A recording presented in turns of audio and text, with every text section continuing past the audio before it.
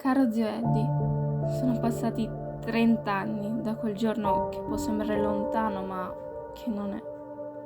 Rivivo ogni giorno il momento in cui ho saputo ciò che era accaduto. Sono 30 anni che non sei più qui con me, a farmi da spalla dove poter piangere, a tenermi per mano e a sorreggermi in modo da non cadere in caso io inciampassi. Eri quel fratello che non ho mai avuto. Avevi il dono di far sorridere tutti. Tu eri il custode dei nostri sorrisi. Ho un meraviglioso ricordo di te. Avevi il potere di avere il sole negli occhi e quello di vedere il buono negli altri e la capacità che avevi di innamorarti della vita ogni giorno che passava. Ho imparato molto da te, anche se siamo stati vicini solo fino alla mia adolescenza. Anni che non potrò mai dimenticare e che sono stati splendidi finché qualcuno non ci ha diviso. Ti sei sempre preso cura di noi. Hai dovuto assumere fin da subito incarichi importanti che richiedevano una certa responsabilità da quando il nonno è scomparso.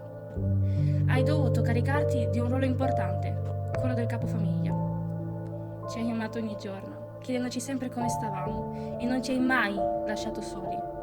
Anche se eri lontano, pensavi sempre a noi. Avevi uno spirito di protezione. Volevi proteggere gli altri e soprattutto chi volevi bene, tra cui noi.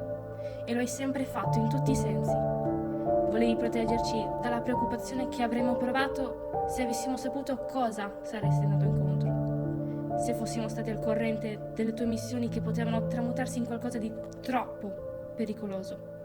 E anche di quel pericolo che all'epoca tutti temevamo. La mafia. Non dovevi essere di turno quel giorno, ma ancora una volta hai pensato agli altri, prima che a te stesso. Quando siamo venuti a conoscenza delle tue ultime parole dopo l'attentato di Via D'Amelio, il mio cuore è rimasto colpito da una furia di sentimenti. Quello è stato il tuo ultimo gesto d'amore nei confronti degli altri. Ti preoccupasti dei tuoi colleghi e di come stavano non appena ne avesti le forze.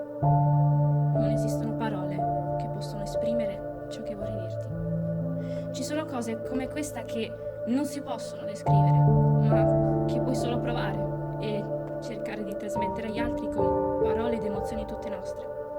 Mio caro zio, quanto vorrei riaverti qui al mio fianco, o almeno sapere tutta la verità, sapere chi ti ha portato via a migliaia di chilometri da me.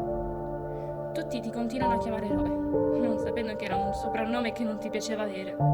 Eri una persona normale, con un cuore immenso, che poteva arrivare a capire gli altri con una sensibilità che pochi hanno e che la maggioranza al giorno d'oggi non riesce a dimostrare. Mi hai insegnato molto, Eddie. Ho imparato come amare profondamente gli altri, come io posso aiutare gli altri. Voglio dare una mano perché non si dimentichi il tuo nome e aiutare i giovani di oggi a camminare lungo le loro strade e a credere nei loro sogni, come tu hai saputo fare. Mi manchi, zio Eddie. Ti voglio davvero bene. Silvia.